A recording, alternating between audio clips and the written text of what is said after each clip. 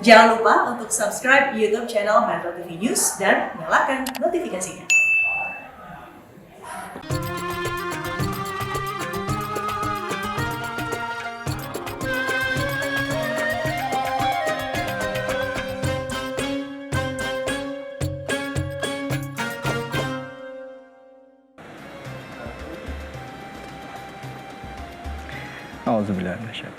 Bismillah. Assalamualaikum warahmatullahi wabarakatuh. Alhamdulillahirabbil alamin. Assalatu wassalamu ala asrofil anbiya'i mursalin sayyidina Muhammadin wa ala alihi wa sahbihi ajmain, amma ba'du. Puja dan puji mari kita panjatkan atas kehadirat Allah Subhanahu wa taala. Tidak lupa kita berikan salawat dan salam kita pada junjungan kita Nabi besar Muhammad sallallahu alaihi wasallam beserta keluarga, sahabat dan umatnya yang setia hingga akhir zaman. Alhamdulillah, hari ini kita kembali bersilaturahim dalam program Khazanah Islam bersama dengan guru kita Imam Besar Masjid Istiqlal Profesor Dr. Nasaruddin Umar. Dan pada episode kali ini agak sedikit berbeda dibandingkan dengan episode-episode sebelumnya, karena di studio juga hadir saudara-saudara kita, rekan-rekan mahasiswa dari UIN Syarif Hidayatullah. Assalamualaikum warahmatullahi wabarakatuh. Mantap. Apa kabar semuanya, sehat ya?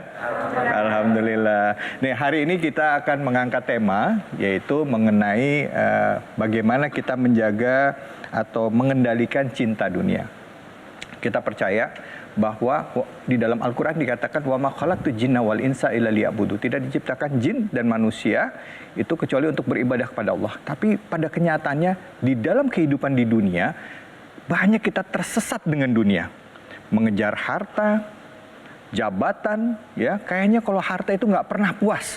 Tapi kalau kita tinggalkan semuanya, hanya fokus pada Allah, ya ada yang berpikiran kalau saya hanya ibadah saja di masjid saja, gimana istri saya mau makan? Nah, pertanyaannya adalah bagaimana kita bisa menjaga keseimbangan antara kecintaan kita terhadap dunia dan juga bagaimana kita bisa selamat di akhirat. Nah, untuk itu hadir guru kita bersama kita, Imam Besar Masjid Istiqlal Profesor Dr. Nasaruddin Umar. Assalamualaikum warahmatullahi wabarakatuh, Prof. Waalaikumsalam warahmatullahi wabarakatuh. Prof, aduh maaf ganggu ya, Prof. Ini saya ngebahas tema ini sebenarnya jadi autokritik buat diri sendiri, Prof.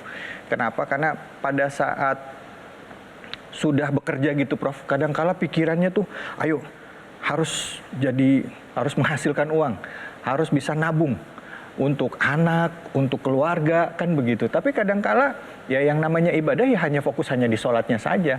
Pertanyaan saya, Prof, gimana caranya kita supaya tidak terjerumus dengan terlalu cinta terhadap dunia gitu, Prof, sampai akhirnya antara halal dan haram itu munculnya adalah pembenaran untuk melakukan yang dilarang oleh agama gitu, Prof. Silakan, Prof. Ya, oke, baik.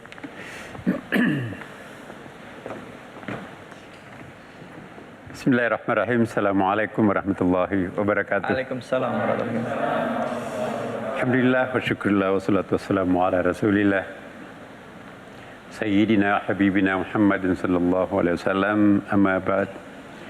Para pemirsa yang dimuliakan Allah Subhanahu wa taala, alhamdulillah pada kesempatan yang sangat berbahagia ini kita berjumpa kembali di dalam pembahasan suatu topik yang sangat aktual, sangat kita ya, sangat diri kita sendiri ya. Siapapun saya kira pernah mengalami kegelisahan ya. Benar nggak jalan kehidupan kami ini? Apakah kami tidak terlalu heavy, terlalu berat ke dunia? Apakah kami tidak terlalu heavy, berat ke akhirat? Jalan kehidupan sebenarnya itu seperti apa sih? Masyarakat perkotaan ya. Sekarang kan semuanya bisa menjadi kota ya. Jadi enggak apa ya, sekarang ini tidak bisa lagi dipilah-pilah space. Sekarang ini dulu ada kampung, ada kota. Sekarang dengan adanya handphone, dengan adanya jaringan yang begini kencang ya, maka sepertinya kita nggak punya desa, tidak punya kampung, semua bisa terjangkau oleh jaringan elektronik, semuanya bisa bermain handphone, semua ada jaringan internet dan Instagram. Jadi the world is flat sekarang ini, bumi menjadi datar, bukan lagi the world is small ya, bukan lagi makin kecil tapi juga makin datar. Dalam posisi seperti ini, nah ini banyak tantangan yang kita harus hayati betul. Cara kita menyikapi kehidupan dunia ini seperti apa? Nah, muncullah suatu istilah dari Ihya Ulumuddin itu apa yang disebut dengan topiknya itu hubbud dunia, cinta dunia ini. Apakah kita nggak boleh mencintai dunia? Iya. Pertanyaan kan seperti itu ya. Apakah berdosa kalau kita mencintai dunia?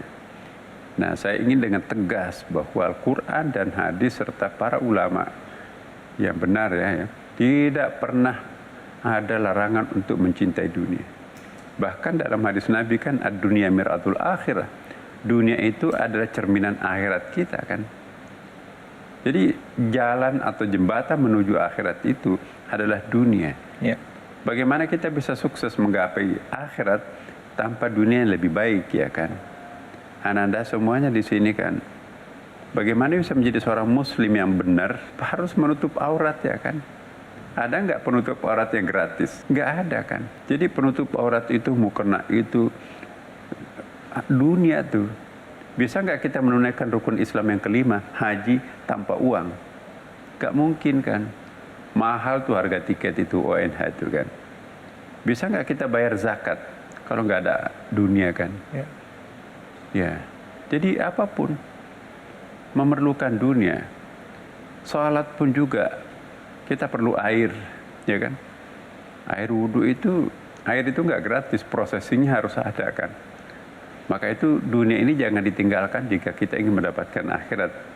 Yang tercelah itu dunia dan dunia melulu tanpa mengenal akhirat, seolah-olah hidupnya untuk di dunia saja. Nah itu yang perlu kita clearkan pada kesempatan ini.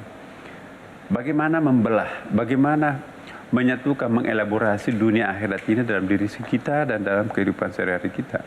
Nah dalam kesempatan ini saya ingin mencoba untuk memberikan pendapat saya, mungkin bisa salah, bisa kita beda-beda pendapat ya, bahwa apa sih yang dimaksud akhirat? Akhirat itu adalah sebetulnya satu kesatuan dengan dunia ini. Segala sesuatu yang kita lakukan dengan niatillahi ta'ala, itu dunia akhirat itu kan. Jadi jangan dikira misalnya Bapak Ibu para karyawan, para pekerja di pabrik, di pemerintahan atau di swasta, begitu melangkahkan kaki kanannya pergi meninggalkan rumahnya dengan niat untuk memberi makan kepada istri dan anak-anaknya, itu sudah akhirat itu. Dan bahkan kalau meninggal di tengah jalan misalnya kecelakaan, itu bisa dikategorikan mati syahid. Kenapa? Karena dia berangkat dari sebuah niat yang luhur untuk menjalankan misi sucinya sebagai penanggung jawab untuk kelanggengan sebuah rumah tangga, ya kan? Melanggengkan sebuah rumah tangga, memberikan kehidupan terhadap orang yang memerlukan kehidupan, itu adalah jihad itu.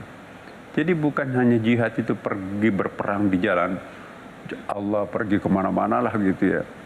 Tapi berjuang untuk memberi nafkah terhadap kewajiban yang kita harus beri nafkah, anak dan istri kita, itu jihad tuh. Karena itu apapun yang kita lakukan dengan niat lillahi ta'ala, itu akhirat, efeknya dunia.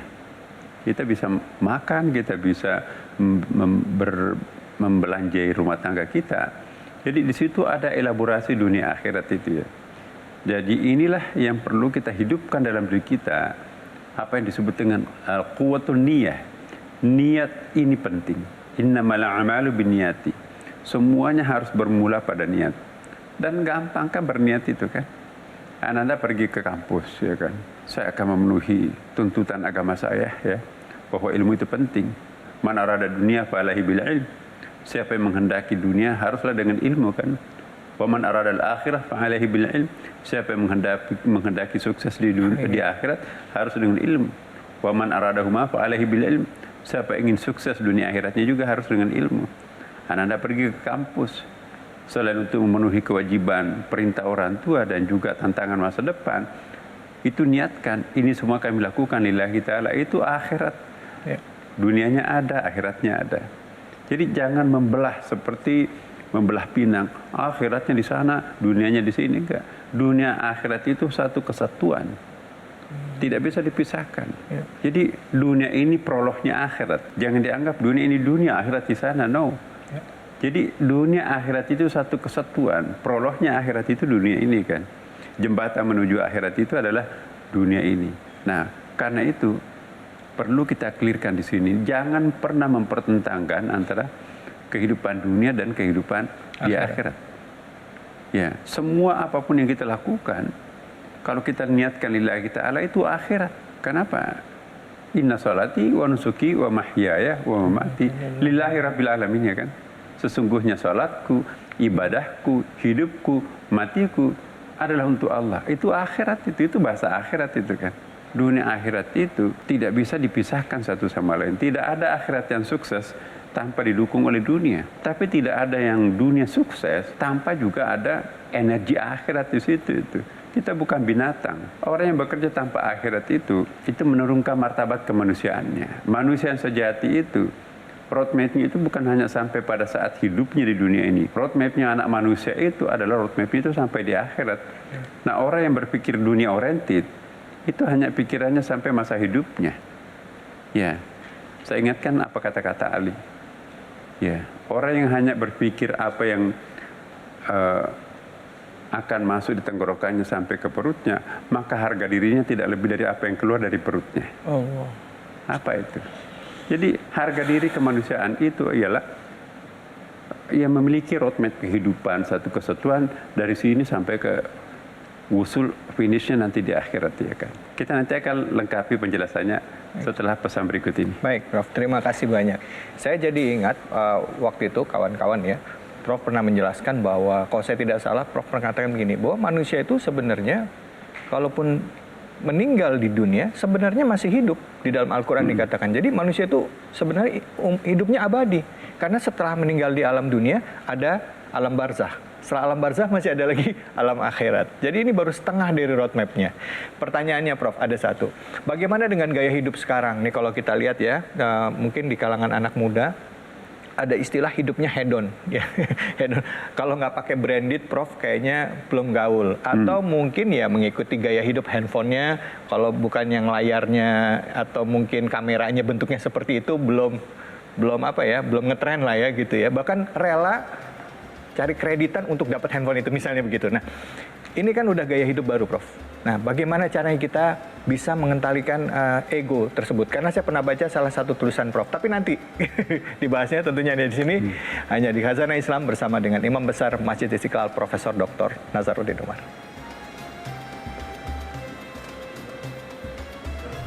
Jangan hanya jadi ilmuwan, jangan hanya juga jadi intelektual, harus jadi cendekia. Ilmunya tinggi, komitmen individunya juga kuat, pengabdian masyarakatnya juga kuat.